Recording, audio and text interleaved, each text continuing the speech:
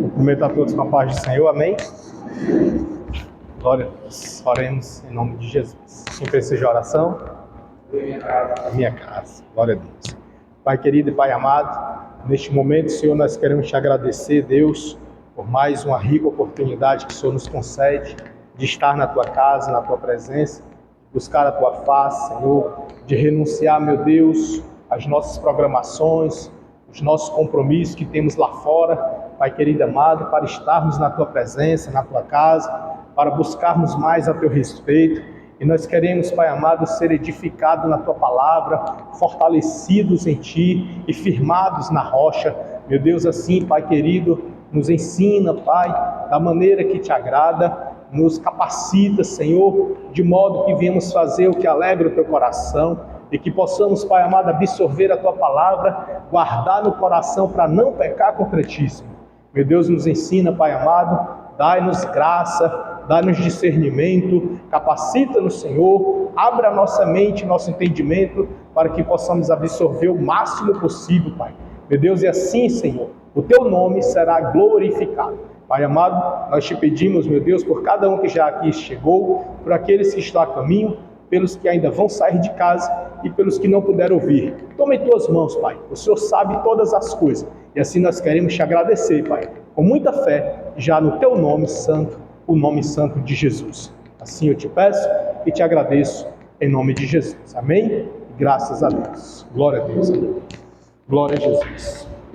Aleluia. Meus amados, finalmente chegamos aqui na nosso último livro dos profetas maiores, né? Essa parte aqui de profetas é o primeiro módulo ainda dos profetas, porém ainda dos maiores. E após esse virá os profetas menores, né? Quando se trata de profetas, a gente tem em mente que seja de alguém que esteja sendo usado por Deus, né? Profeta é o que é? O porta-voz de Deus. Né? Quem lembra aqui aquela diferençazinha básica do profeta e do sacerdote? Né? Tem uma diferençazinha básica, que é o profeta, ele tem a responsabilidade de trazer a voz de Deus para o povo, e o sacerdote de conduzir o povo a Deus. Né? É uma diferença básica, assim, muito simplória, inclusive. Então o profeta, ele tem uma responsabilidade grande de ser porta-voz de Deus, de trazer Deus para o povo, né? Trazer o que Deus quer para o povo, dizer para o povo como é que deve viver.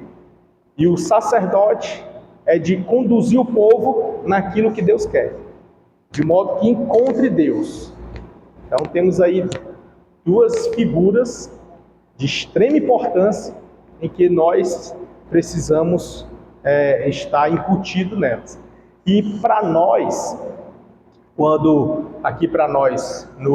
tanto no Ocidente quanto no Novo Testamento, para nós, esses dois é como se tivesse extinguido. Tanto o sacerdote, a função, o ofício de sacerdotes, quanto de profeta. Entretanto, não foi abolido. Eles estão incutidos dentro do ministério cristão, aonde o cristão agora ele está incumbido na responsabilidade dupla de se comportar como uma pessoa de Deus e as suas palavras serem palavras direcionadas por Deus, ou seja, muito parecido com a do profeta, e a condução da vida dele, da família dele e das pessoas que ouvem a ele conduzir a Deus, ou seja, parecido com o papel do sacerdote. Então nós agora temos uma responsabilidade em dose dupla, que antes era separado. Um era o profeta, o outro era o sacerdote. E hoje os dois estão em um só, na minha e na sua vida. Então hoje nós temos a responsabilidade dupla de nos portarmos de uma maneira que agrade a Deus, que nos leve a Deus e que estejamos falando segundo Deus, certo? Então, pesa um pouco mais, né? Então, assim, nesse sentido, nós estamos estudando os profetas e desses profetas foi classificado sistematicamente como profetas maiores e profetas menores. Nos maiores, nós temos o primeiro lá, né, dos profetas, nós temos Isaías, depois de Isaías, Jeremias, depois de Jeremias, Ezequiel, depois de Ezequiel, Daniel. É bem verdade, nessa parte introdutória, eu quero aqui frisar isso, é bem verdade que classifica-se profetas maiores e menores não pela sua idade, nem pela sua estatura, mas pelo seu tempo ministerial, né? Não é também pela extensão da literatura, mas é o tempo ministerial. Então, considerando tempo ministerial, acredita-se que Daniel tenha sido o menor deles. Se a gente for olhar, alguns passaram 40 anos, 50 anos, 60 anos. Daniel, acredita-se que ele tenha passado ali uns 30 anos. Então, assim, não foi pouco tempo também, né? É muito tempo para estar como profeta.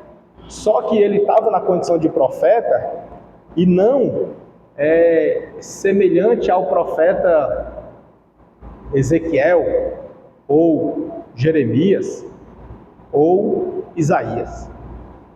Ele estava na condição de profeta no que diz respeito a discernimento e conduta. Não era naquela de levanta o dedo, aponta o dedo e diz, igual Jeremias. Lembra de Jeremias? Ele profetizava em Judá, não faz isso. Profetizava em Israel, não faça isso, né? E demonstrava a situação deplorável do povo. Ele demonstrava a ruína do povo, o risco que o povo estava correndo. Então ele ilustrava aquilo. Tanto Isaías quanto Jeremias, eles ilustravam o que Deus havia falado, o destino do povo. Era um tipo de profeta, né? Profeta que apresentava, demonstrava aquilo que Deus falava. Já Daniel não. Daniel era na vida. Era a vida dele, a vida ilibada, testemunho de vida, sobriedade, era prudência, discernimento. Era aí que estava o ministério profético de Daniel. Então, assim, podemos perceber facilmente que o ministério de Daniel era um ministério profético, profético, porém não naquela condição semelhante a Isaías, Jeremias, Elias mesmo, né? Elias não tem escrito, mas Elias foi um profeta desse de bater de frente, né? Aquele profeta também que Deus usou para Davi, não é o nome dele que fugiu agora? Quem? Natã. Pronto, profeta Natã aqui. Não é moleza você chegar para o rei, e um rei guerreiro, rei de valente da mais, né? Que Davi era um soldado de guerra valente, bom de briga, e se ele se revoltasse contra alguém, ele podia matar e estava resolvido, e pronto, né? Então, assim, para a pessoa, já pensou, imagina você ouvir de Deus para entregar um recado para Davi. Um homem de guerra, valente, que se ele quisesse cortar a cabeça ali, cortava e acabou essa história e estava feito, pronto, né? Bom de briga, ele lutou contra muitos soldados e matou mesmo. Então, assim, e você, homem de Deus, uma mulher de Deus, ouvir de Deus, vai lá entregar o recado para ele, dizer não é só entregar recado não, viu? É dizer que ele está errado. Entregar recado é moleza, né? Olha, Deus vai prosperar, né? Agora dizer, tu está errado. Não é fácil. Então, assim, tem o profeta Natã, né? Então, assim, Daniel não era nesse estilo de profetas, tá? Daniel não era nesse estilo. Daniel era no estilo de conduta. conduta ilibada, testemunho de vida. Ele profetizava com a sua vida. Discernimento, oração, dedicação e obediência a Deus, mesmo em meio a tempos contrários, mas ele permanecia fiel a Deus. O ministério profético de Daniel é diferente, tá certo? Não menosprezando e nem diminuindo, elevando também, porque viver a palavra é mais difícil do que falar a palavra. Daniel era dos profetas, não que os outros não vivessem, mas os outros viviam a profecia. Daniel vivia a vida com Deus. A vida dele era com Deus, entendeu? É diferente de viver a profecia. Isaías vivia a profecia. Os filhos dele eram nome de situações. Jeremias, a vida dele, nem filho teve, mas a vida dele teve situações de precisar se comportar como cumprimento de profecias. Né? Há quem diga que Isaías andou nu para demonstrar situações. Né? Oséias, lá nos profetas menores, vocês vão ver que casou com prostitutas para demonstrar situações. Então, assim, vivia a profecia. Daniel não. Daniel vivia a vida com Deus. Certo? Então é diferente. É um profeta sistematicamente colocado no rol dos profetas maiores. Entretanto, o seu ministério era diferente. Diferenciado. Tá certo? Aí, lá na página 121, aqui no meu material, página 121, a gente vai ver aqui poucas escritas aqui para Daniel, né? Não sei se vocês já deram uma passeada, mas aqui na minha é só 3 páginas. 3 páginas sim, 21, 22, 23. Na de vocês, tá como? Né? Aí você pergunta, fala por que é só isso? É tão pouca coisa assim, Daniel? Não. Não, né? Mas é porque aqui no curso, nosso reitor, né? Ele achou mais plausível colocar Daniel junto com Apocalipse. Porque, teologicamente falando, Daniel é tido como o Apocalipse do Antigo Testamento. Assim como Isaías tem um apelido lá, né? Qual é o apelido, sistematicamente, teologicamente falando, qual é o apelido lá do livro de Isaías? Mini Bíblia. Por que Mini Bíblia, né? Com vários fatores. Fala aí um.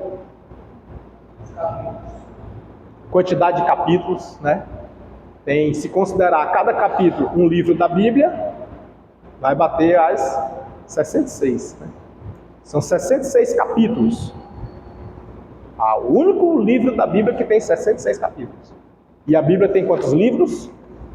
66. Aí acredito que, assim, claro que tudo isso são, tipo, brincadeiras de teólogos, né? Assim, examinando e tal, na sistematização.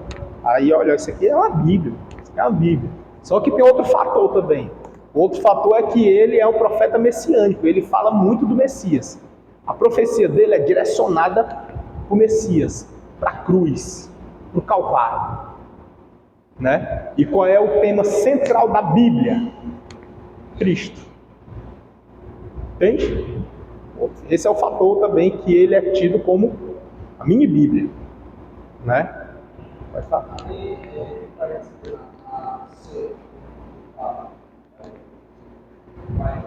Israel e nações. Porque é o tempo. ISR, né? Aí tá aqui, eu procurando o pincel. Deixa eu botar aqui direitinho. Israel e nações. Nessa Israel, né? Israel e nações. Dá para entender? Israel e nações. Então, o profeta Isaías, ele é tido assim, né? Já o profeta Daniel é tido como, na teologia sistemática, é tido como o Apocalipse. Ele fala muito, mas é muito mesmo. E casa assim, ó, com o Apocalipse. Se fosse ali um perto do outro, dá até para se confundir, né? Casa muito com o Apocalipse. Demais. E uma coisa assim, curiosa, né? É que ele já é próximo do fim. Próximo do fim, que eu digo assim, próximo do tempo em que Deus não vai mais levantar profeta. Porque por volta ali do 430, mais ou menos, 450 antes de Cristo, Deus já não levantou mais profeta, né? Silenciou. E já é próximo dele, quase 100 anos só depois. Então assim, rápido, né? Olhando para trás, pouco tempo depois, Deus já terminou, né, de levantar profeta. Entende? Então assim, a história continuou, as pessoas continuaram. Vocês vão ver lá na frente, depois do profeta Menores, aí vai vir o interbíblico. Aí no interbíblico vocês vão ver assim, ainda vai se falar um pouquinho ainda do que aconteceu lá com Daniel, com Neemias. Vai se falar um pouco, porque na história, assim, olhando do começo ao fim, é próximo, é bem pertinho um do outro, bem pertinho. Sistematicamente aqui ficou distante. Inclusive tem até os críticos que sempre tem, né? Aí eles não gostam de sistematizar a Bíblia por conta disso, porque a sistematização ela fraciona e fragmenta conforme o entendimento de alguém. Aí ela faz isso, esses recortes, né? Mas se você for olhar o contexto histórico de fatos acontecendo, é outro ritmo, é outra dinâmica. Sistematizando é um jeito, historicamente falando é outro jeito. Por isso que você vai ver aqui assuntos e você vai encontrar esse assunto lá em Crônicas, lá em Reis, está lá para trás. Por que está lá para trás e não está aqui pertinho? Por conta da sistematização. Certo? Então a sistematização ela faz isso, né? Ela organiza conforme uma ideologia, um pensamento, uma linha, sendo que existem outras linhas, né? Mas isso é super natural. Está errado? Não está errado. Porque a nossa base de organização da Bíblia é a Septuaginta. Se a nossa base é a Septuaginta, então a gente entende que ela fez conforme o direcionamento de Deus, né? Foi criada, apesar de ter sido feito por pessoas, e essas pessoas foi amando de alguém, mas nós acreditamos que Deus tem o controle de tudo. Se Deus tem o controle de tudo, essa pessoa que mandou foi impulsionada por Deus, e as que ela escolheu foi direcionada por Deus, e as que fizeram foram inspiradas por Deus. E a gente não entende que Deus tem o controle de tudo? Sim ou não? Então, tanto que despertou interesse, mandou selecionar o pessoal, e o pessoal se inspiraram e se dedicaram para traduzir, todos eles, o primeiro, o segundo, o terceiro e todos que estavam em volta, todos foram usados por Deus. É a nossa concepção. Existe quem discorde? Existe, e só existe, né? Por exemplo, voltando aqui, abrindo parênteses bem rápido, só porque eu toquei nesse assunto, a Septuaginta, né? A Septuaginta, ela é o quê? É a tradução do grego para o hebraico. E ela foi traduzida por quem? Por cerca de 72 rabinos, judeus, homens eruditos, a nata dos rabinos. Porém, esses rabinos, eles a exigência é que fossem representantes das tribos de Israel. Então, um rei egípcio, lá do Egito, ele contratou, pagou para que os rabinos de Israel fizessem essa tradução. E aí foi escolhido 6 rabinos de cada tribo. Quantas tribos eram? 12. Quanto é que dá 6 vezes 12? Aí você vai olhar. 72, não é não? Então foi aí. Aí, quem foi que mandou fazer? Um rei do Egito. O nome dele é uma confusão para saber. Porque eles usavam o título, né? Qual era o título? Ramsés. Porém, quem? Né? Porque tudo era título. Lá no Interbíblio vocês vão ver também isso aqui. Ramsés é título. Augusto César é título. Herodes é título. É tipo hoje, senador, deputado, governador. Entendeu? Hã? Não, é título. Aí, como eram títulos, aí fica a confusão. Os Ramsés, acredita-se que tem uma linhagem assim de mais de 30 Ramsés. Então, para saber quem foi ali é complicado. Mas há quem saiba, né? Por exemplo, o pastor Jessé Góes, ele foi para Israel agora. Aí nessa viagem que ele foi agora, recente, agora mês de julho, ele fez a viagem mais completa dele. Ele fez a peregrinação do povo de Israel. Ele pegou lá do Egito, começou no Egito. Aí foi do Egito até Canaã. E de Canaã desceu para Mesopotâmia. Né? De Canaã para Mesopotâmia.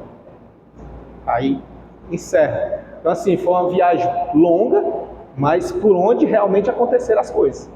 E aí ele disse que lá no Egito eles têm muitas histórias cabulosas da época que a gente desconhece. Entendeu? A gente desconhece, não chegou aqui para nós. Mas tem lá, e lá permeia assim como verdade. Então assim, é algo curioso, né? É algo que a história vai dizer. Quem tiver interesse, condições, viaja, vai lá, pesquisa, tal, entrevista, vê alguma coisa assim para trazer. Mas por enquanto, isso fica para os futuros teólogos aí, né? Se dedicar, vou já investigar, vou já estudar sobre a história dos faraós, né? Há quem diga que José entrou como sendo um faraó, mas na Bíblia a gente vê que ele era inferior ao faraó, né? Mas na história diz que ele era um faraó. Entendeu? É assim, então é algo aí atrás, aí em busca. Estou só instigando para que os irmãos saibam que existe, que pode ser investigado, tá? Então vamos lá, Daniel na sistematização da Bíblia é o Apocalipse do Antigo Testamento. Por ser considerado assim, o Apocalipse do Antigo Testamento, então o nosso reitor, né, pastor Aurélio Pinto, ele resolveu colocar Daniel junto com o Apocalipse. Então nós não vamos ver Daniel agora, nós vamos apenas pincelar, né? Porque a profundidade de Daniel, digamos assim, na perspectiva escatológica, vai ser lá em escatologia bíblica. Tá certo? Em escatologia bíblica. Aí vai ver Daniel na pegada escatológica, tá? Mas aí nós vamos ver aqui em outra visão. Qual a visão que nós vamos ver? Nós vamos ver na perspectiva histórica e na perspectiva biográfica, tá? A conduta dele, a vida dele e a história, por onde ele esteve.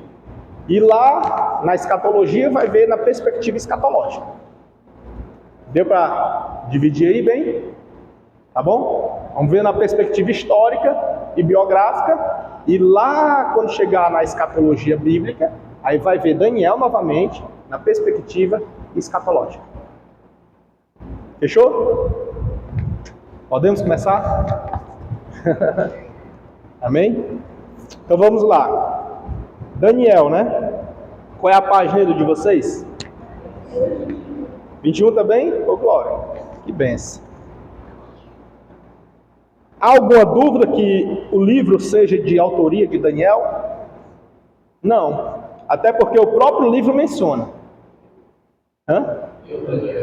Eu, Daniel, né? Então não dá para ter dúvida, não. Existe dúvida quando não menciona, aí fica a dúvida. Vocês lembram nos outros, nos anteriores, né, que a gente foi passando? Lembra que quem classificava a autoria eram os escritores, foram outras pessoas, às vezes designadas pelo rei, eles que classificavam a autoria, né? Sugestão, mas esse aqui não tem dúvida, esse aqui foi Daniel, tá? Aí vem as questões, mas qual Daniel? Já surgiram mais de 5 Daniéis, entendeu? Na teologia, sim, discussões teologicamente, mais de 5. Inclusive a Bíblia Dake, a Bíblia de Estudo Dake, ela traz aí, ela menciona isso aí.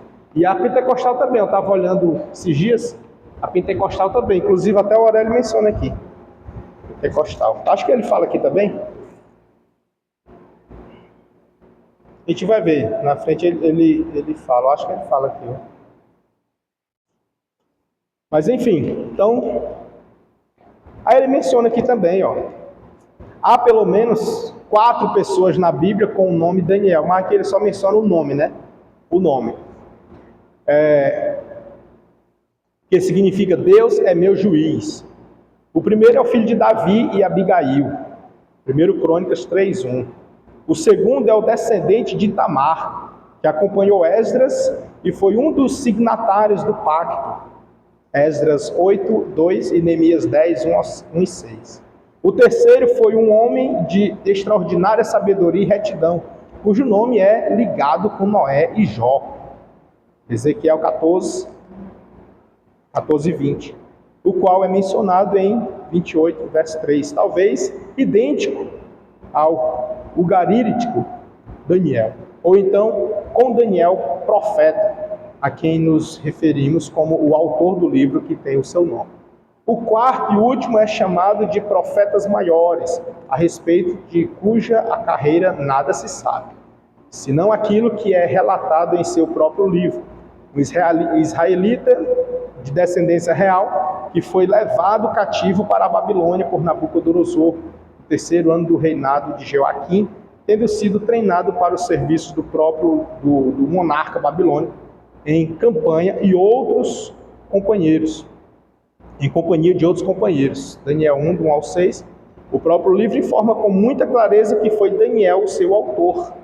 Está lá em Daniel 7, 8, 10, 9, 10 e 12. Esse quarto o quarto é o que nós estamos estudando, né? É o que é o Daniel. Os outros são pessoas que receberam o nome de Daniel. Quanto ao título, vocês lembram quem foi que colocou o título nos livros do Antigo Testamento? Já falei várias vezes, estou perguntando só para fixar. Tá? Septuaginta. Septuaginta, os rabinos judeus, eles que botaram os títulos, os nomes, os títulos, exceto os que têm o próprio nome, eles só traduziram, mas os que não têm o nome, eles que colocaram, a Septuaginta. Então os rabinos judeus, 72 rabinos, só para fixar, né, para ver se vocês estavam ligados, esses 72 rabinos, era quem? Eram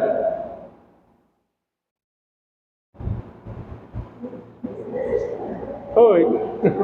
Ah, é? Não? Uma benção, né?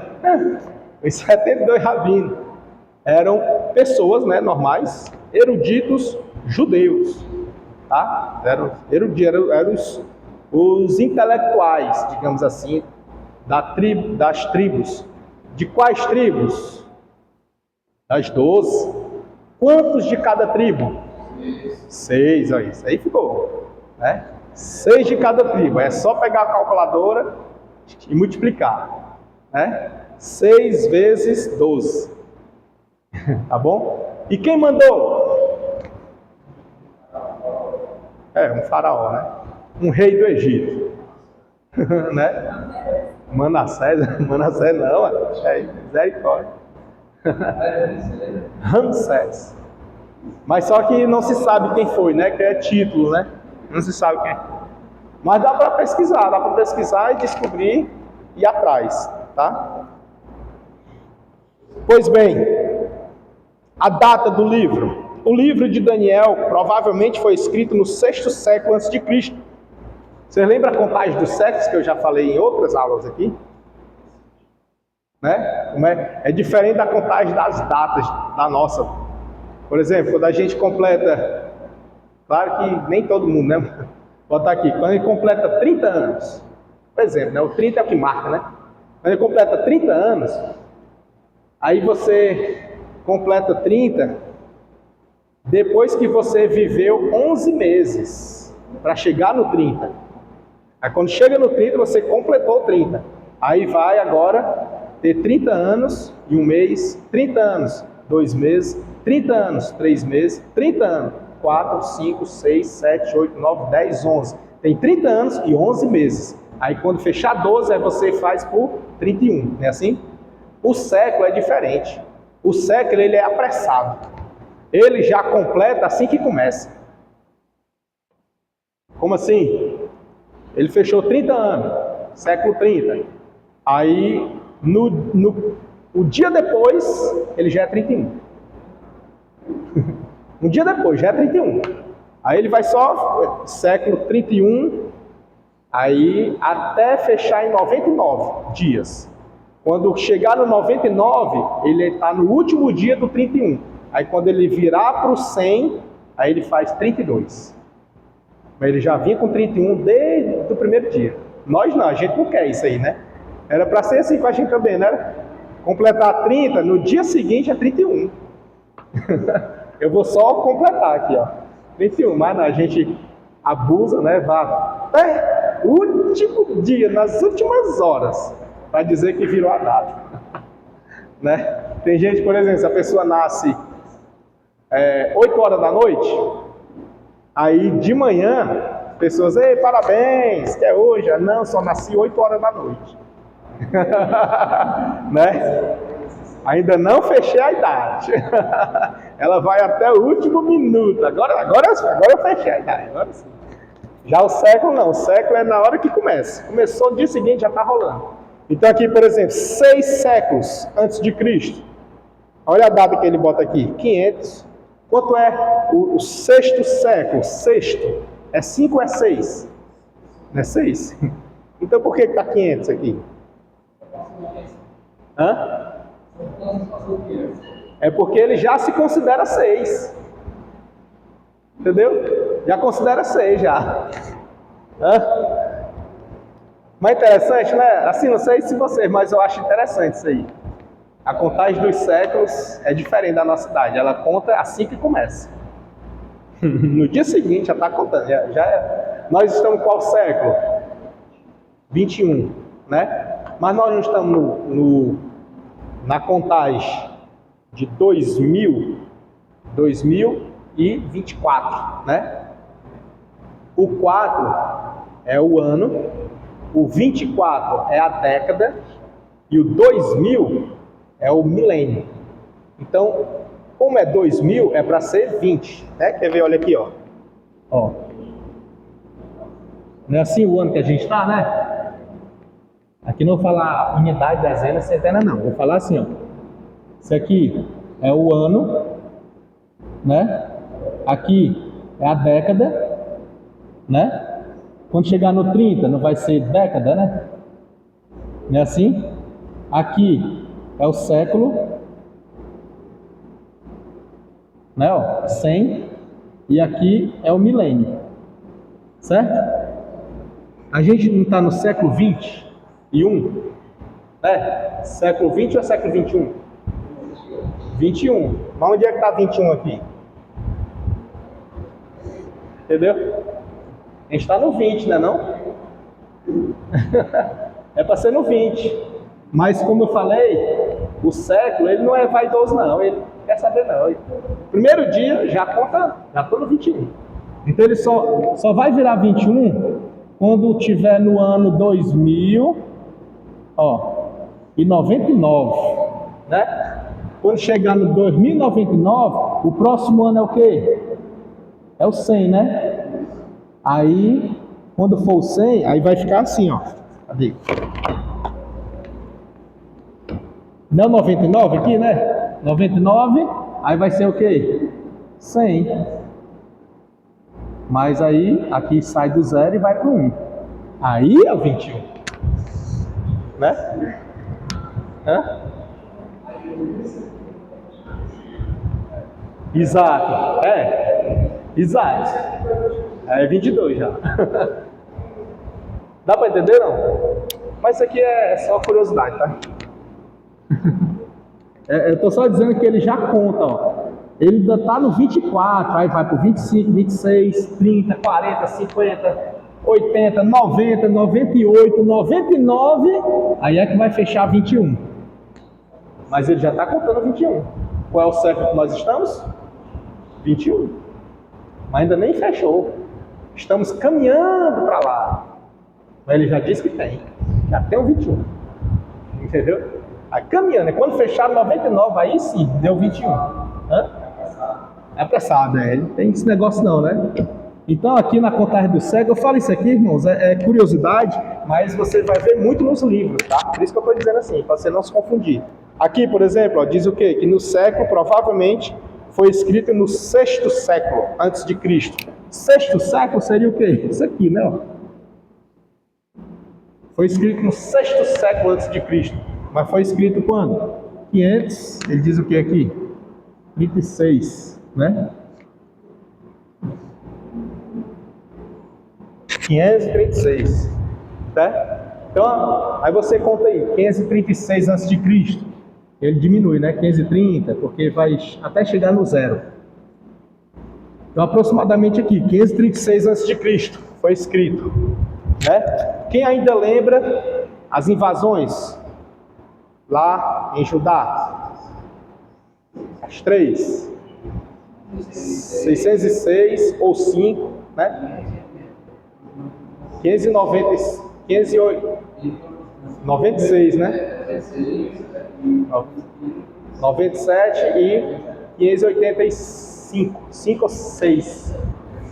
Vamos segurar no 5, né? No 5, segura no 5. Aí, vamos lá, tem o 605.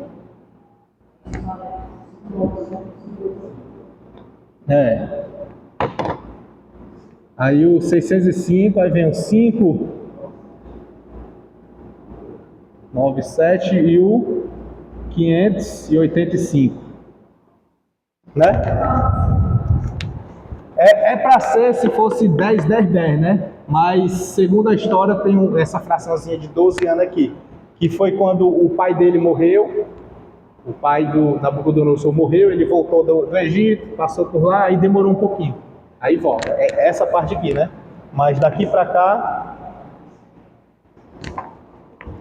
é aquela variação, lembra da variaçãozinha, né? Que tem 5, 6, 7. É a variação. Isso aí, é por isso que a gente tem que ir sempre no aproximado. Aproximadamente, porque a história faz isso. Não sou eu não, viu? É a história. Você vai encontrar livros que falam 5, vai encontrar livros que vai falar 6, vai encontrar livros que vai falar 7. Aí a gente escolhe um, né? Mas a maioria, assim, dos que aqui para nós, aqui, a gente se alimenta muito dos livros norte-americanos, sabe? Então, assim, a maioria deles é o 5. Maioria. Aí outros é o 6, 606. É assim. Mas quando você vê, você já vai saber. Você olhar assim, vale, eu vi foi 5, aqui está 6. Aí você vai se lembrar, é a variação. E tem uns que entendem que e tal, é a contagem. É igual quando vocês chegarem lá no interbíblico e para começar os evangelhos. Vocês vão se encontrar no outro choque também. E o choque lá é maior, aqui é só de 1 ano, né? Lá é de 5 anos. O choque lá é maior, mas espere para ver. Deixa eu chegar lá. É logo se acostumando com isso aí, né? Que chega lá, a pancada é mais alta. Tá? É no interbíblico para os evangelhos. Aí vocês vão ver o que é bom para tosse. Então vamos aqui. O livro foi escrito aproximadamente aí no século VI, no 6º século a.C., talvez em Babilônia, onde se encontrasse exilado. Aí ele traz aqui uma siglazinha, BEP, né? A BEP também não é de vocês, não? em parênteses, né? Isso aí ele está dizendo que a fonte que ele extraiu essa informação é da Bíblia de Estudo Pentecostal. Foi a fonte de onde ele extraiu essa informação, foi da Bíblia de Estudo Pentecostal. E aí ele traz outra informação, fundamentando, dizendo que foi aproximadamente no 6º século, segundo quem? Scofield. Tá vendo? Sempre joga na conta de alguém, né? Quando vocês forem já teólogos aí, referência, aí vocês vão jogar na conta de vocês. Vamos dizer assim, quem falou isso? Foi o Charles. Né? Aí o pessoal só falar assim, ó. Ninguém nem questiona, né? Aí o pessoal, vixe, aí não. Então é. Aí tem outra aqui, né? O outro aqui é de Stanley, 535. Ó, veja que já é outra data, né? Aqui ele menciona 536, que bênção, pode botar embaixo, viu? 536, aí aqui, segundo Stanley, é 535. Tá vendo que tem a variação, né? Vai depender de quem pesquisou, aonde foi atrás, qual a fonte que ele usou. Tudo isso é importante, viu? Guarde isso aí, porque isso é muito importante. Tá? É importante até lá na faculdade, quem faz faculdade aí sabe que quando chega na era da monografia ou trabalho de conclusão de curso, vocês vão fazer isso aí. Tem que dizer quem é a fonte. Se não falar quem é a fonte, é plágio. Tem que dizer qual é a fonte. Se não disser que é a fonte... A fonte é Jesus, né? Pois é. Amém até aqui? Aí, os temas no livro de Daniel. Tema 1, ele traz como sendo a soberania de Deus na história.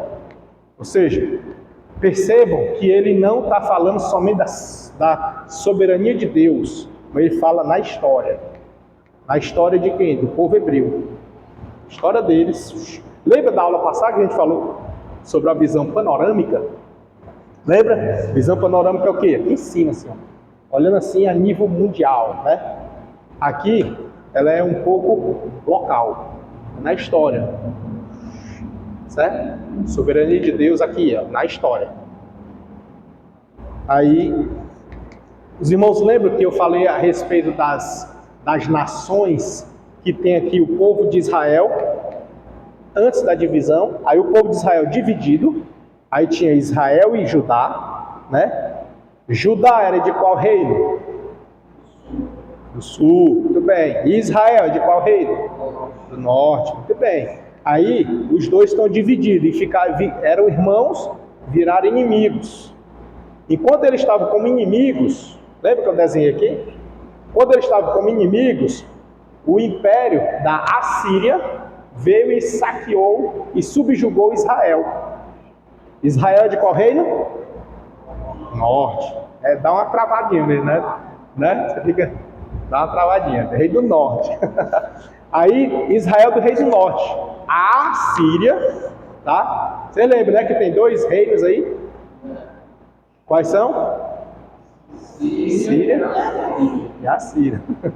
Quem não sabe fica confuso, né? Não é a mesma coisa, não? Não, né? Tem a Síria e tem a Assíria, certo? A Assíria foi que subjugou o povo de Israel do reino do norte. Dá um delay, né? As posições. Por isso que eu desenho, que é para fixar, né? Aí vocês vão sonhar com a lousa. Então, se lembrar assim, eu lembro que tá lá na lousa, foi assim, ó. Nem tá mais, eu já apaguei, né? Mas se aí lembrar que na lousa aqui, tá certo. Reino do norte. E aí, a Assíria subjugou Israel. E isso, ó, durou tempo. Estima-se, a Dake diz que foi cerca de 200 anos. 200 anos, meu amigo. Teve gente que nasceu durante e morreu sem ver a libertação, né? 200 anos é muita história. Então, Teve gente que nasceu já sendo julgado, subjugado pela Síria. E enquanto isso, Judá estava o quê? Foi a vingança de Deus, foi a mão de Deus. Eu falei, eu disse. Bem feito. Quem manda sair de nós? Quem manda se dividir? Né? Aí o que Deus fez? Peraí, tá mangando deles, é? Aí lembra da comparação que eu fiz, da mãe com o filho, né? Se mangar, vai entrar na sola também. Aí Deus fez o quê? Pegou a Babilônia e meteu a pé em Judá. E levou cativo também. Judá é de qual reino?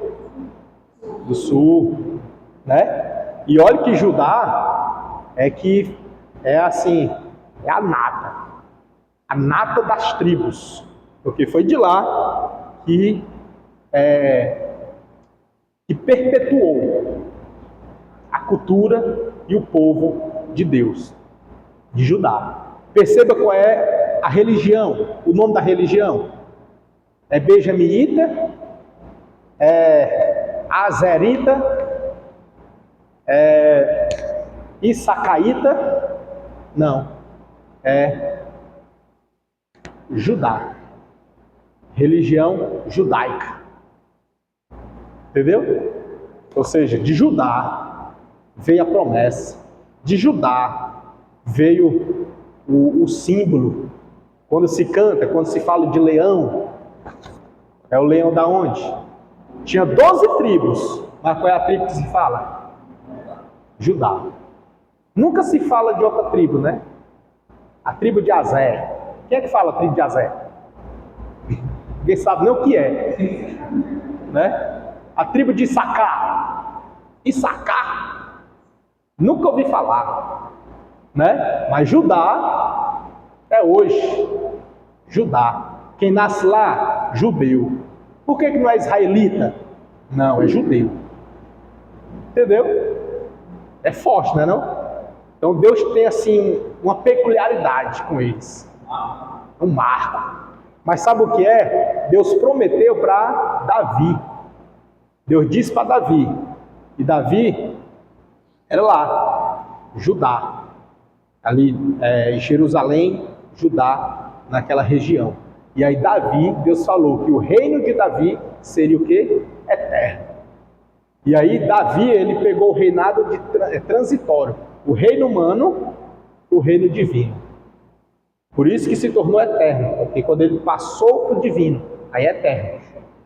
Mas mesmo sendo divino, e a eternidade, mas ele ainda arrasta o seu legado na tribo de Judá. Né? E o símbolo do leão?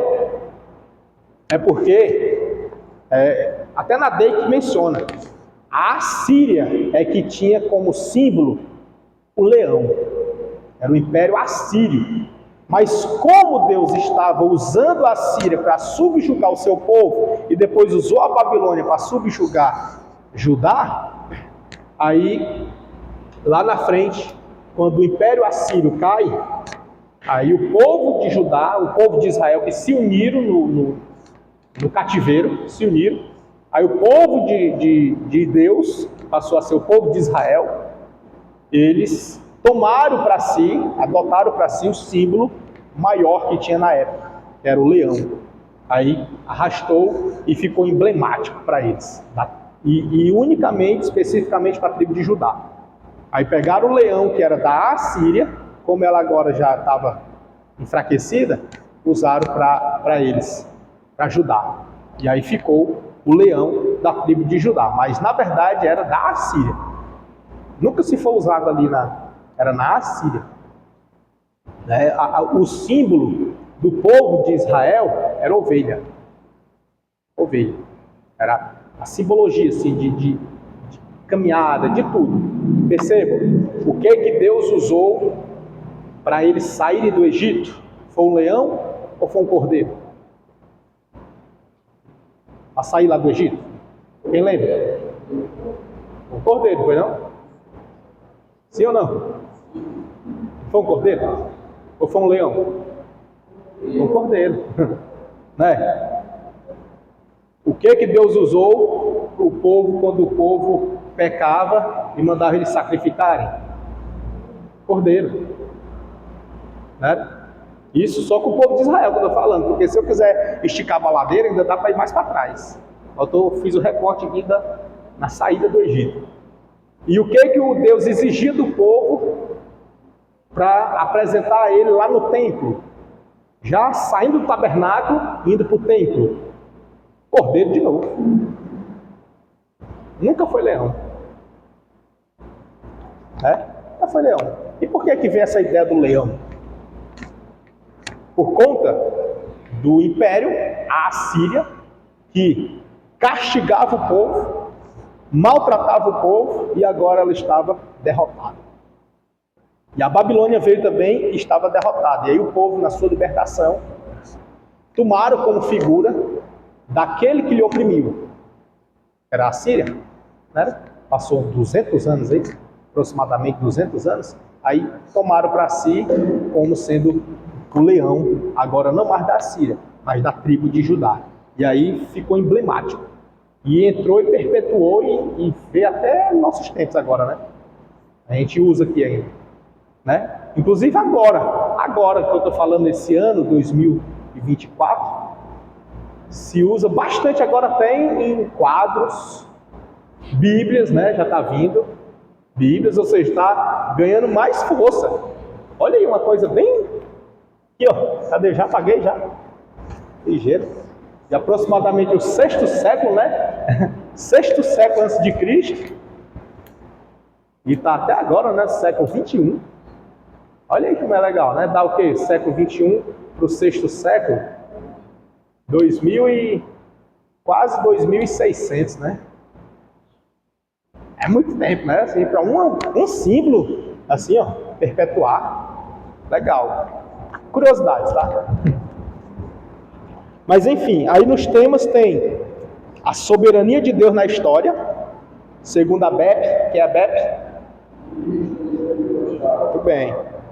Tem o soberano cuidado de Deus para com Israel durante o tempo dos gentios. Quem foi que disse isso? Né? Tem o quê? O soberano cuidado de Deus para com Israel durante o tempo dos gentios, segundo quem? Stanley. Hã? Foi ele que disse, eu? Não fui eu não. Vocês vigiam quando dizer, irmão Edson falou lá na aula. Foi Stanley. E a ascensão e queda dos reinos, segundo quem? Scofield. E Deus revela o profundo escondido sobre os reinos terrestres. Esse aqui eu não sei quem é, não. Ele está com H aqui, né? Esse aqui está com H. Eu não sei quem é. Eu vou deixar para vocês descobrirem quem é esse aqui. Pesquise. Eu pesquiso e trago, eu também não sei não.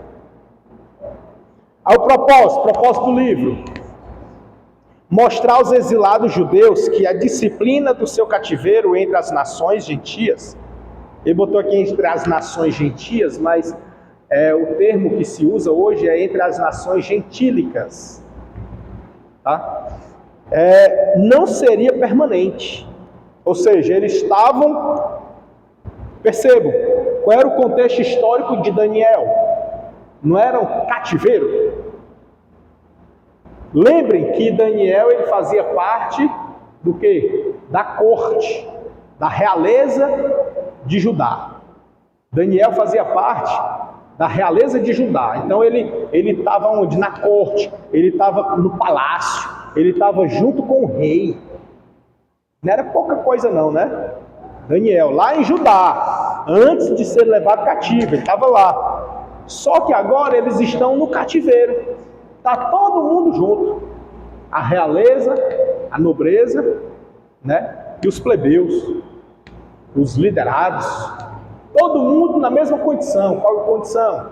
Escravo. Subjugado. Lá no cativeiro. Então, percebam, se estavam todos lá na mesma condição, de escravo, no cativeiro, sofrendo, era fácil ouvir de alguém, de dizer assim, se preocupe não, que isso vai acabar. Era fácil ouvir de alguém dizer assim, não, Deus ainda vai mudar esse quadro. Ora, se eles já vinham de anos, 605 foi a primeira leva, né? 605 a.C. Aqui nós já estamos falando em 535. De 605 para 535 já dava quantos anos? 40. Então já estava há 40 anos naquela luta. Era fácil ouvir alguém dizer assim, não, vai acabar, Deus vai mudar isso aqui. Não era. Lembre que Daniel não era profeta, aquele profeta estilo Isaías, Jeremias, né? Elias, Natã. Não era não.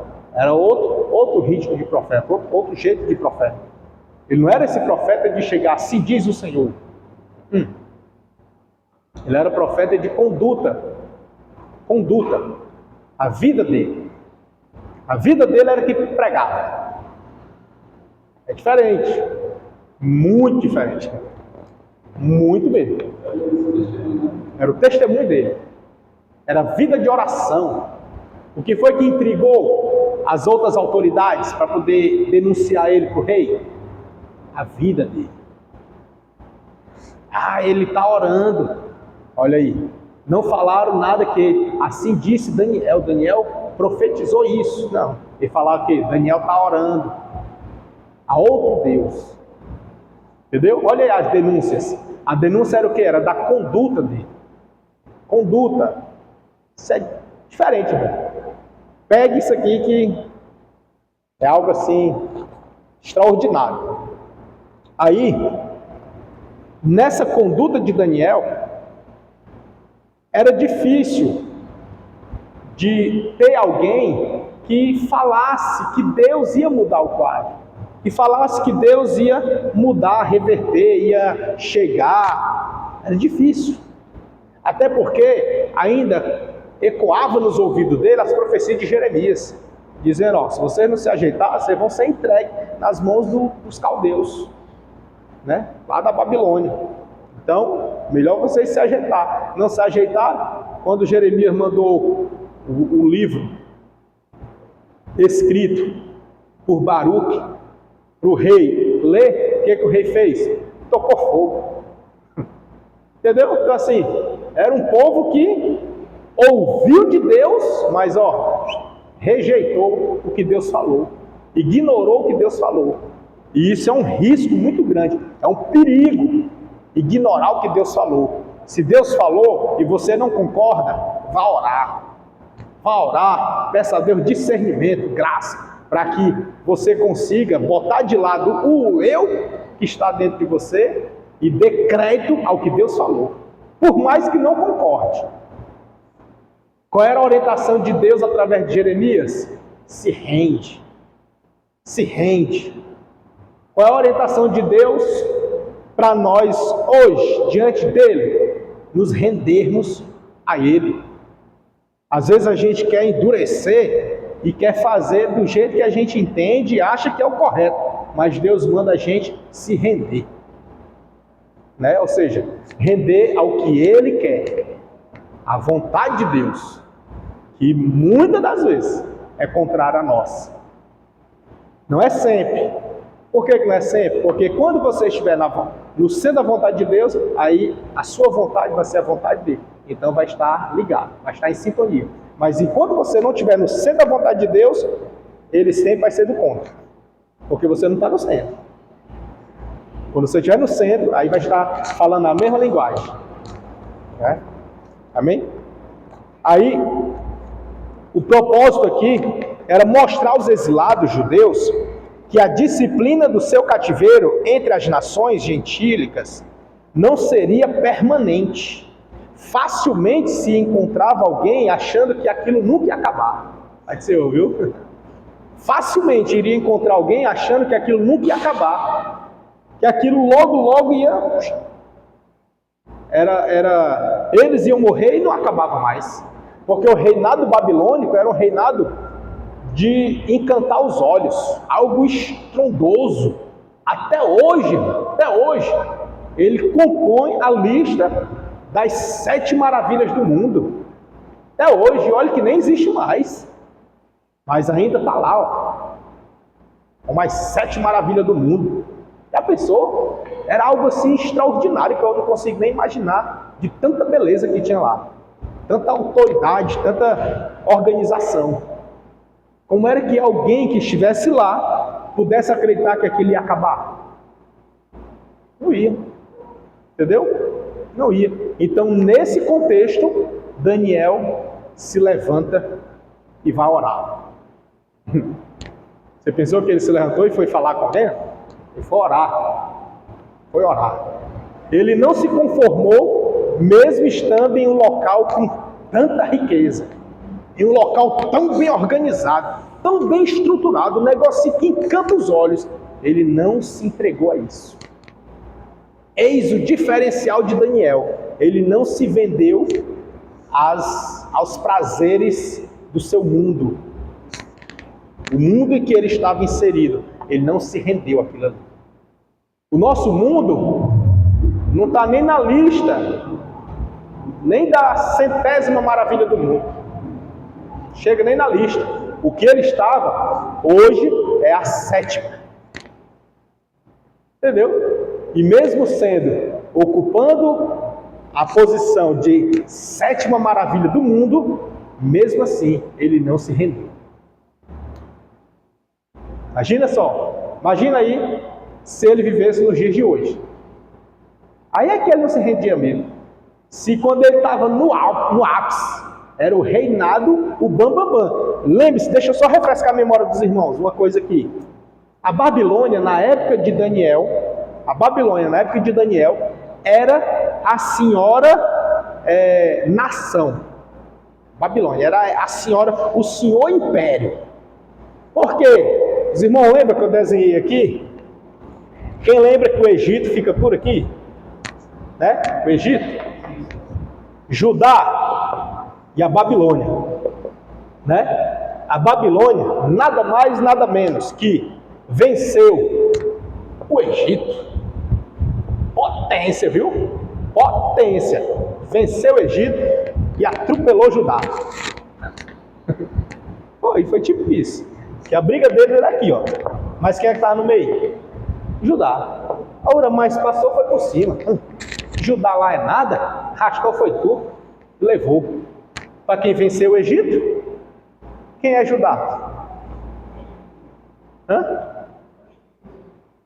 Duas tribuzinhas que já estavam divididas já.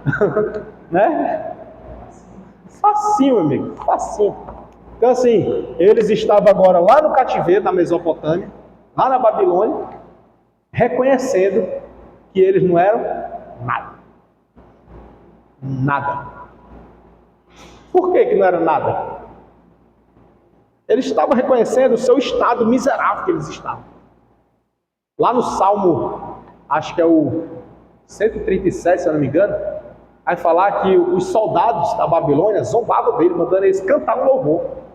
Canta aí um louvor, zombando deles. Mas eles já tinham pendurado as suas harpas, não estavam mais cantando. Não estavam mais cantando. No início eles até cantavam, na esperança de que Deus fosse reverter o cativeiro. Ele não estava mais cantando. Quem lembra quanto tempo durou o cativeiro? 70 anos. 70 anos, né? É muito tempo, não é não? Claro que é aproximado, tá? E existe aí as frações, né? Uns dizem que foi 68 anos, não foi 70. Outros já passa dos 70, dizem que foi mais. É assim mesmo, aí bate nos 70 para corroborar com as 70 semanas de Daniel, né? Bater ali, que fica tudo sincronizado, tá? Tudo sincronizado. Aí, o cativeiro durou cerca de 70 anos. E nesses 70 anos, irmãos, imagine só. No início, nos primeiros anos, na primeira década, segunda década, eles ainda cantavam, louvavam, estavam cultuando a Deus. Mas quando eles começaram a não enxergar resultado, empendurar as harpas, parar de cultuar. Entendeu? Isso é um perigo. Por que é um perigo? Porque muitos deles se renderam à nação a qual eles estavam inseridos. Aprenderam o dialeto, esqueceram das origens, esqueceram do idioma, esqueceram de tudo. É tanto que lá dentro, Daniel, no primeiro capítulo, ele vai escrever em hebraico, linguagem nata, idioma dele, lá da terra, lá de Judá. Mas no capítulo 2, ele já vai escrever, em aramaico. Em aramaico. Já mudou. Né? Já mudou. Irmão, ele mudou. É estratégia. Pode ser. Estratégia. Para alcançar o povo que estava pervertido. O povo que tinha se desviado. O povo não entendia mais o hebraico. Lá no cativeiro, o povo de Deus, o povo de Israel, no geral, não sabia mais falar hebraico. A linguagem nata deles. Não sabiam mais fazer as suas práticas religiosas e culturais para Deus. Não sabiam mais, tinham esquecido. Eles estavam numa verdadeira crise de identidade. O rei Nabucodonosor trocou o nome do povo. Trocou o nome. Qual é o seu nome? Agora é esse aqui. Glória. Que bênção. Muito obrigado, meu irmão. Deus abençoe e aumente seu galardão. E aí ele tinha trocado o nome. Quando ele troca o nome, todos em volta começam a chamar a pessoa por aquele nome. Uma vez eu assisti, faz muitos anos isso aí. Na época que eu assistia a sessão da tarde, eu estudava e chegava em casa e ia só assistir. Aí tinha um filme que era do cachorro. Não lembro nem o nome do filme. Aí o cachorro ele foi abandonado e na rua os outros cachorros perguntavam o nome dele. Como é teu nome? Ele, não sei. Aí a outra perguntou, tu não sabe teu nome? Sei não. Aí chegou outro, assim, os cachorros de rua, se aproximaram dele aí. Sabe como é que tu faz para descobrir teu nome? Qual é o nome que a maioria das pessoas te chamam? Aí ele, sai daqui. Então é teu nome. Sai daqui. Desse jeito. Aí pronto, ele acreditou que o nome dele era aquele. Sai daqui. Entendeu? Aí aquilo, isso eu assisti, quando eu estava na quinta série, sexta série, sei lá para tu lá. Mas nunca saía, porque eu fiquei assim, rapaz, isso é crise de identidade, isso aí. Né? Crise de identidade. O povo de Israel estava desse jeito. Qual foi a primeira coisa que o rei mandou fazer quando eles chegaram lá no império? Mudar o nome. Qual é a ideia dele? Confundir, gerar uma crise de identidade deles. Daqui a alguns anos, eles não sabem mais nem quem são eles, de onde eles vieram, o Deus que eles serviam, as práticas que agradam a Deus, falar de Deus, vão esquecer tudo. É só questão de tempo. Estratégia do inimigo. Você sabia que a Babilônia ela tem um símbolo para nós aqui, que é como se fosse o sistema mundano, que ele nada mais nada menos é para distrair o cristão, fazer o cristão perder a noção e o rumo para o qual ele foi designado, esquecer o seu chamado, esquecer sua vocação, esquecer e enterrar os talentos e parar de se relacionar com Deus. Eis o perigo. O sistema babilônico, apesar do império ter se esvaído, acabou, mas o sistema ainda permeia. O império já era, morreu. Nós vamos ver no próximo encontro, na próxima aula, eu dividi Daniel, apesar de ser só 2 páginas, aqui, né? Mas eu dividi 2, para que no próximo a gente consiga pegar o final dele. E aí, nós vamos ver lá no próximo, essa questão do final do império. Mas enquanto não chega lá, eu quero lhe dizer que Daniel, ele escreveu aqui, no capítulo 2 ao 7, em aramaico, para reeducar o povo de Deus que havia esquecido a sua identidade. O povo tinha esquecido. Ela tinha esquecido de Deus. Esqueceu das práticas. E aí abandonou a fé. Aí ele vai falar aqui, nesse período, a respeito da queda dos 4 reinos. E ele estabelece o reino de Deus. Ou seja, percebam que quando ele muda o idioma, isso no livro de Daniel, claro que para nós está tudo em português, né? Para nós não está em português, né? Não está? Mas aonde é que está assim em hebraico e aramaico? No Tanakh, né? Está lá, no Tanakh. E quem foi que pegou de lá e traduziu? Os eruditos. A Septuaginta, né? 72 rabinos, eruditos, judeus, né? Das 12 tribos.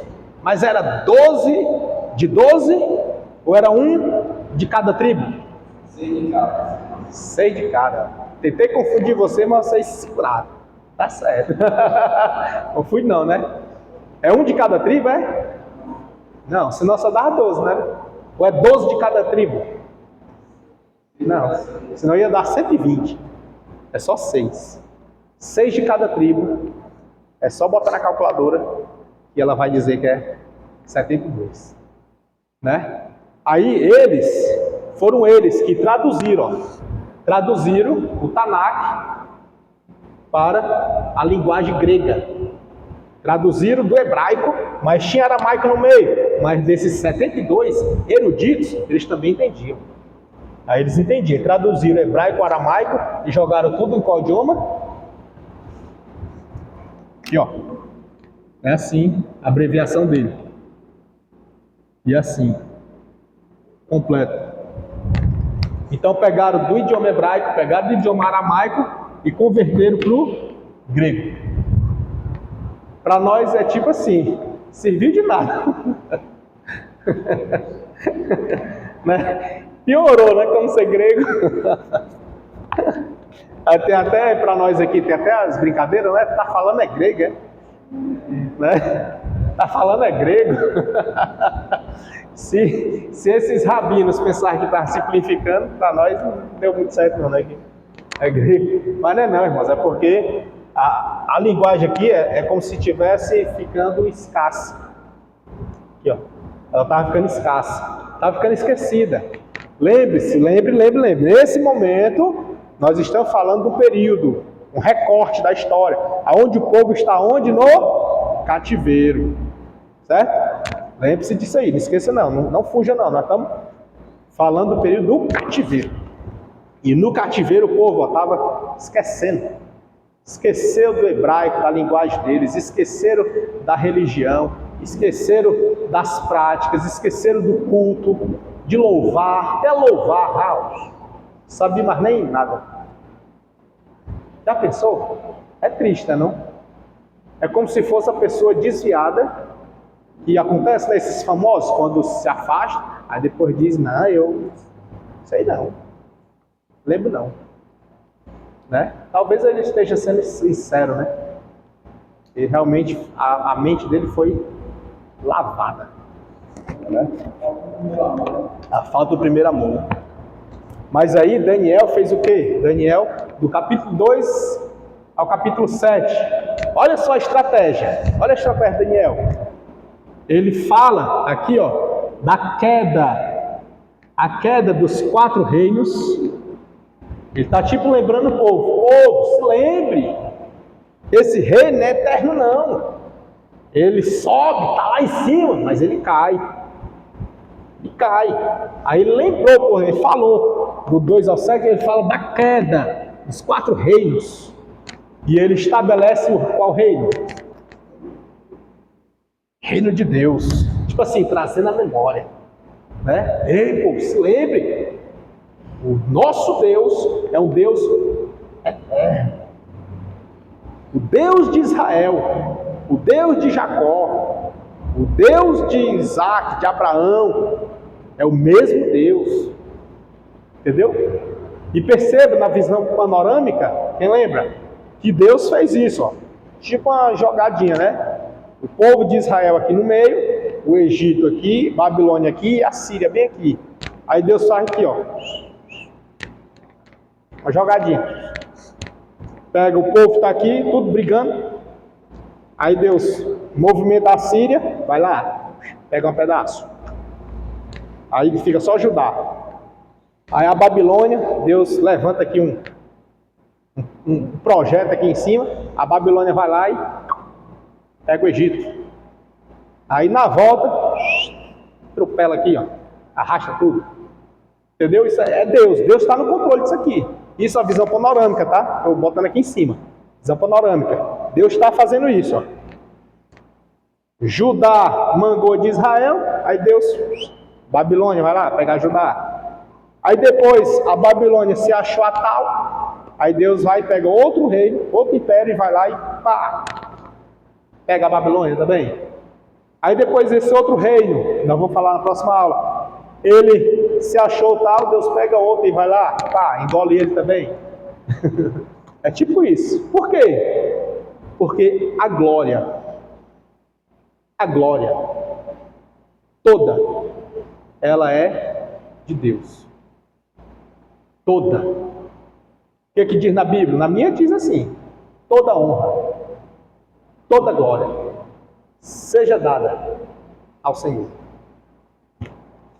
Toda. O que que a gente tem por toda? Toda, né? Não é não? Para mim tem exceção, não? Não, para mim toda é toda. Sobra nada. Então toda honra. Ah, mas está escrito na Bíblia, dá honra quem tem honra. E quem é que tem honra? Deus. Dê a Ele. Né? Toda honra e toda glória. A honra e a glória é dele. Ah, eu gosto tanto de fulano, eu admiro tanto fulano. Pois glorifica a Deus pela vida dele. Não direcione a ele, porque é um risco que você corre. E você ainda bota ele em risco também. É você e ele, vai os dois juntos. Cuidado. Então assim, eu falava mais. Eu parei um pouco de falar sobre isso. Mas Deus está criando as circunstâncias para falar de novo, né? Até para mim, eu não gosto muito de elogios assim, para cima de mim. Eu gosto que a pessoa glorifique a Deus por mim, pela minha vida. Tipo assim, Senhor, obrigado pela vida do irmão Elis. Pronto. Para mim isso já é, ó, maravilha. Por quê? Porque na hora que você faz para mim, querendo ou não, você está direcionando para a minha pessoa. E segundo, eu corro o risco, se eu não vigiar, de querer crescer no ego. E aí se isso acontecer, aí Deus, ó, baixa, né? Baixa a bola aí. Não é tu não. Tu é só o jumentinho, né? Entendeu? Aí, se eu não vigiar com os elogios, com isso, com aquilo, aí daqui a pouco Deus, ó, sai. Aí vem outro. Não que eu queira permanecer, mas eu quero continuar na presença dele. Entendeu? Então você gosta muito de alguém, admira muito alguém, ore a Deus pela vida dele. Fazendo isso, você estará elogiando. Entendeu? Só assim, isso eu tenho muito fixado na minha mente, sabe? Eu tenho isso muito, muito forte em mim. E antes eu falava muito sobre isso. Nunca mais eu falei assim, não. Porque tem gente que se ofende. Ah, irmão, você é muito besta. Estou só tendo cuidado com a vida, né? Com a minha e com a sua. Né? Porque a nossa salvação corre risco se a gente não fizer isso aí. Corre risco. Então, é muito importante que estejamos assim. Então, vamos aqui no propósito, né? Aí, outro propósito, além de dizer, lembrar para o povo que aquelas nações não eram permanentes, não eram perpétuas. Também é legar ao povo de Deus, no decurso da história, as visões proféticas da soberania de Deus sobre as nações e do triunfo final do seu reino na terra. Ou seja, ele estava mostrando para o povo aquilo que Deus fez com ele. Foi o que Deus fez com ele? Deu visões. deu revelações. É lá em Daniel que a gente vai ver que o anjo Gabriel chega para ele e diz assim: Daniel, muito amado, desde o primeiro dia que tu se propôs no teu coração de buscar o Senhor, que ele me mandou a teu respeito. Mas o príncipe da Pérsia, ele usa esse termo, né? Ele entrou e interviu que eu viesse. Aí eu pedi ao Pai que mandasse o arcanjo Miguel. Aí ele veio e guerreou com ele e eu passei. E ele passou em qual dia? 21º. 21 dias. Entendeu? Então assim, o relacionamento de Deus, de Daniel com Deus. Relacionamento. Ele pediu ao Senhor, Deus deu a ele uma visão. Dessa visão, ele botou no coração de orar a Deus para pedir o entendimento. Olha aí, olha a conduta do crente, qual é? Consegue perceber? A conduta do crente é essa.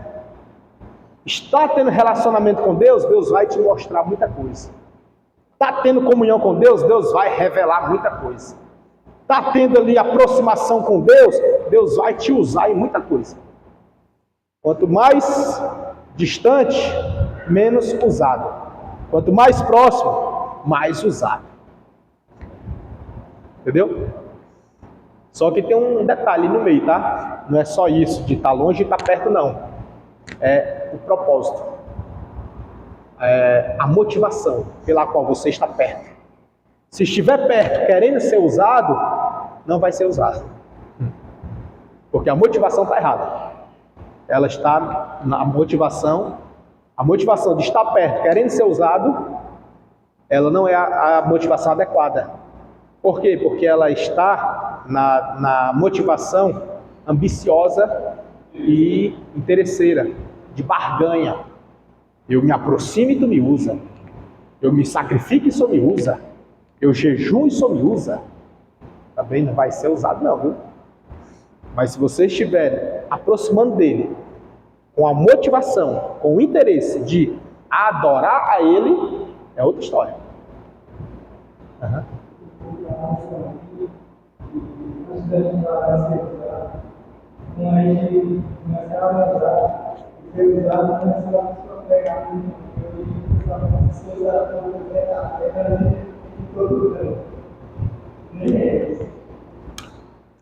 Ser usado não é só estar com o microfone na mão, né? Muito bem, né? Que é igual no começo a gente falou aqui, que Daniel era o profeta. E sistematicamente ele está no rol dos profetas maiores, né? Mas ele não era o profeta de, eis que eu te digo. Ele é o profeta de conduta, de vida. Vida com Deus. Né? É isso aí que o irmão está falando, né? Ser usado, né? Ser usado não é só estar com o microfone na mão, né? Ser usado é na vida, dia a dia. Onde você entra, onde você sai. O que você fala, quem é você lá no meio da sociedade, né? Quem é você, como você se comporta lá. Entendeu? Então assim, nessa metodologia, Daniel, ele demonstrava Deus através da vida dele. E aí ele propôs no seu coração de orar a Deus. Ele teve a visão e propôs no coração de orar a Deus. Quando ele propôs no coração de orar, no primeiro dia que ele propôs no coração de orar, não veio a resposta, né? Não veio a resposta. E aí ele continuou orando, segundo dia. Continuou orando, terceiro dia. Aí disse, continua orando, quarto dia, quinto, sexto, 10º, 20º dia, orando. 21º, orando. Aí chega o anjo Gabriel. Aí diz, olha, desde o primeiro dia. Entendeu aí? Desde o primeiro dia que tu propôs no teu coração de orar, Deus já te mandou. Só que aconteceu aí um passe aí no meio. Aí Deus enviou Miguel para pelejar e eu passar. Aí eu passei. Ou seja, de acordo com Daniel, existe ou não existe uma luta travada no ar? Espiritualmente falando. Existe. E Daniel ele estava mostrando para o povo de Deus, lá no cativeiro, que existe uma luta travada e que o povo precisava voltar a buscar a Deus, né? Ele pregava lá, anunciava lá. Os amigos de Daniel não eram amigos de farra, não, amigo de oração. Os amigos de Daniel eram amigos de estar junto, de botar um propósito, vamos orar, para Deus mostrar. Entendeu? É esse. Amigos espirituais a gente precisa ter. Daniel, ele está nos mostrando que o relacionamento social, ele não se desvincula do nosso relacionamento espiritual. Nosso relacionamento com Deus não é separado. Vejamos que Jesus, ele era a mesma pessoa com os discípulos e longe dos discípulos. Ele era a mesma pessoa no templo e na beira da praia. Era a mesma pessoa. Não mudava. Se ele estava pregando no templo, na sinagoga, ele estava pregando lá no Mar da Galileia. Ele pregava lá no monte também. E pregava nas ruas, indo ou voltando de Jerusalém. Ou seja, a vida dele era a mesma. Vida ilibada. O que isso quer dizer? É que ele era o quê? Autêntico. O que é ser autêntico? É você comparar um com o outro e ver que é a mesma coisa. Ou a mesma coisa, ou esse está confirmando esse. Entendeu? Aí é autêntico.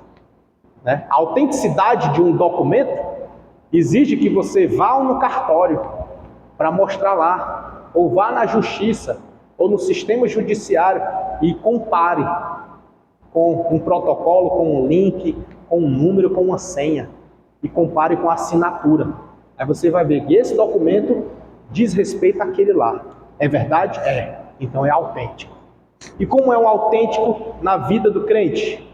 É que eu, como cristão, aqui dentro da igreja, que as pessoas me conhecem de um jeito, este mesmo